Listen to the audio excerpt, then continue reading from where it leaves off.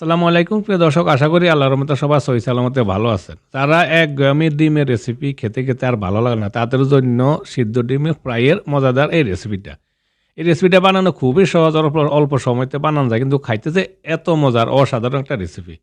আপনারা একবার না বানিয়ে ট্রাই করলে বুঝতে পারবেন না। এখানে আমি 4টা ডিম নিয়ে নিছি, সিদ্ধ করা ডিম। আমি একটা গ্রেটার দিয়ে ডিমগুলা সম্পূর্ণ একটু গ্রেট করে নিয়ে নিলাম। 4টা ডিম আমার গ্রেট করা হয়ে গেছে। এবার আমি ডিমগুলা ফ্রাই করার জন্য চলে যাব চুলায়। চুলাতে একটা প্যান নিয়ে নিলাম, এতে আমি দিয়ে দিলাম 2 টেবিল চামচ সরিষার তেল। এই রেসিপিটা আপনারা সরিষার তেল দিয়ে করবেন, তাহলে রেসিপিটা কিন্তু মজা হয়। প্রিয় দর্শক, আশা করি ছোট, সহজ এবং মজাদার এই রেসিপিটা আপনাদের ভালো লাগবে। যদি ভালো লাগে প্লিজ একটা লাইক এবং একটা কমেন্ট করুন, আর প্লিজ আমার চ্যানেলটা সাবস্ক্রাইব করে আমাকে সাপোর্ট করুন প্লিজ। তেলটা গরম হওয়ার পর আমি দিয়ে দিলাম আধা চা চামচ আস্ত জিরা। জিরা যখন একটু ফুটে উঠবে, কিছুক্ষণ প্রায় 10 সেকেন্ডের মতন একটু ফ্রাই করে নিলে জিরাটা একটু ফুটে উঠবে। ফুটে ওঠার পরে আমি দিয়ে দিব একটা পেঁয়াজ কুচি।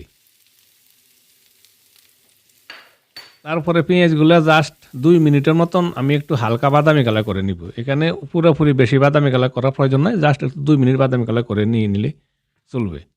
2 মিনিট আমি ফ্রাই করে একটু বাদামি কালার করে নিয়ে নিলাম। এরপর আমি দিয়ে দিলাম 2টা কাঁচামরিচ কুচি, আর এখানে দিয়ে দিলাম 2টা টমেটো কুচি। কাঁচামরিচ আর টমেটোগুলা আবার 1 মিনিটের মতন একটু ফ্রাই করে নিব। এর চেয়ে বেশি ফ্রাই করার প্রয়োজন না, তাহলে টমেটোগুলো গলে যাবে। যাতে টমেটোগুলো একটু আস্তে আস্তে থাকে, তাহলে দেখতে কিন্তু সুন্দর লাগবে, ভালো লাগবে। 1 মিনিট ফ্রাই করে নিয়ে নিলাম। এরপর আমি দিয়ে দিলাম স্বাদ মতো লবণ, সামান্য একটু লবণ দিয়ে দিলাম, আর 1 চিমটি দিলাম হলুদের গুঁড়ো, আর আধা চা চামচ দিলাম লাল মরিচের গুঁড়ো। মশলাগুলো দিয়ে আবার 30-35 সেকেন্ড একটু ফ্রাই করে কষিয়ে নিব। জাস্ট 30-35 সেকেন্ড একটু কষিয়ে নিয়ে নিলাম।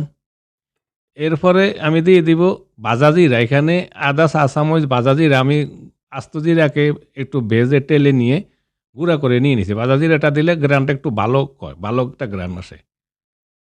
মশলাগুলো দেওয়া হয়ে গেছে। এইবার আমি দিয়ে দিব গ্রেট করা ডিম।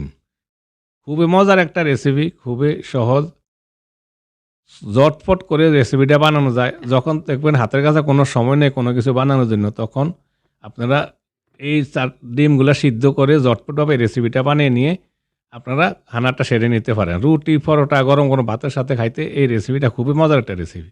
এবার ডিম দিয়ে আমি আলতোভাবে একটু নাড়াচাড়া দিব, যাতে ডিমগুলো পুরোপুরি গলে মিহি হয়ে না, যাতে আলতোভাবে একটু নাড়া দিয়ে একটু মিক্স করে নিলাম।